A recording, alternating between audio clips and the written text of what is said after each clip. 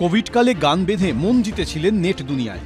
সোমবার মাত্র ৩৭ বছর বয়সী থেমে যায় সেই চিকিৎসকের জীবনযুদ্ধ। তবে তাঁর মৃত্যু কি স্বাভাবিক, নাকি নেপথ্যে রয়েছে কোনো রহস্য?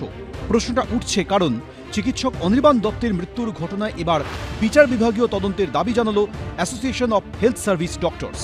মুর্শিদাবাদ মেডিকেল কলেজের চিকিৎসক অনির্বাণ দত্ত ছিলেন সাগরদিঘির বাসিন্দা। মৃত্যুর দিন তিনি ছিলেন তার শ্বশুর বাড়িতে। অনির্বাণের শ্বশুরের দাবি, গত মঙ্গলবার তাদের বাড়িতে অচৈতন্য অবস্থায় দেখা যায় অনির্বাণকে। এরপর নিকটবর্তী নার্সিংহোমে নিয়ে যাওয়া হলে মৃত ঘোষণা করেন চিকিৎসকরা। পরে স্থানীয় হোমিওপ্যাথি চিকিৎসকের ইস্যু করা ডেথ সার্টিফিকেটে দেখা যায় হৃদরোগে আক্রান্ত হয়ে মৃত্যু হয়েছে চিকিৎসক অনির্বাণ দত্ত। একটা সাধারণ ঘটনাকে অস্বাভাবিক করে তোলার চেষ্টা হচ্ছে। সে ১৫টা নাগাদ রাত্রে আমার বাড়িতে এলো, তার গরম লাগছিল। হঠাৎই মেয়ের ফোন ৯:৩০ নাগাদ যে বাবা শিখিয়েছে অনির্বাণ নাই। এই সমস্যাকে আমরা পেছনে লীলাতে নিয়ে গেলাম, ওর মৃত্যু হয়েছে। মঙ্গলবার দুপুরে শেষকৃত্য করা হয় চিকিৎসক অনির্বাণ দত্ত। তবে বিতর্ক দানা বাঁধে এরপর। চাঞ্চল্যকর দাবি তোলেন তার প্রাক্তন স্ত্রী শর্মী চট্টোপাধ্যায়। অভিযোগ করেন, রহস্যজনকভাবে মৃত্যুর পর তার একমাত্র ছেলেকে শেষকৃত্যের সুযোগটুকু দেওয়া হয়নি। এরপর বুধবার রাতে বহরমপুর থানায় লিখিত অভিযোগ দায়ের করেন তিনি।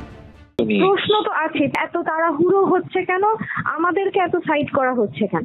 তারপরে ওখানে গিয়ে যখন পৌঁছালাম তখন তো আরো অনেক প্রশ্নের সম্মুখীন আমাকে হতে, বা আরো অনেকের মনে অনেক প্রশ্ন। তাদের প্রশ্নটা থেকে আমার মনে এবার প্রশ্ন এলো, কেন ময়না তদন্ত না করে তড়িঘড়ি শেষকৃত্য করা হলো, সেই প্রশ্ন তুলে বিচার বিভাগীয় তদন্তের দাবি জানিয়েছে চিকিৎসকদের সংগঠন association of health service doctors. বাড়িতে কেউ মারা গেলে বা হাসপাতালে কাউকে মৃত অবস্থায় নিয়ে আসার পরে একদম সরকারের নির্দিষ্ট করে দেওয়া যে প্রোটোকলটা আছে, সেই প্রোটোকলটা অন্তত এখানে অনুসরণ করা হয়নি, এটুকু আমরা বুঝতে পারছি। উচ্চ পর্যায়ে তদন্তের দাবিতে সরব হয়ে স্বাস্থ্য সচিবকে চিঠি দিয়েছে চিকিৎসকদের আরেকটি সংগঠন ওয়েস্ট বেঙ্গল ডক্টরস ফোরামও। আমার সিক্স সেন্স বলছে সামথিং ইজ অ্যাবনর্মাল। আমি আঙুলগুলি দেখলাম নীল হয়ে গেছে, মুখটা অসম্ভব কালো।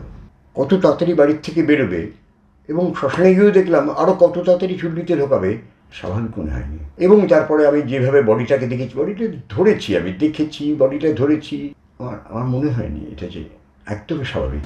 রোগী দেখা তাঁর পেশা হলেও নেশা ছিল গিটার হাতে গান গাওয়া। সেই প্রাণোচ্ছল চিকিৎসকের মৃত্যুতে শোকস্তব্ধ চিকিৎসক মহল। রাজীব চৌধুরী, ছিলম করঞ্জাই, এবিপি আনন্দ।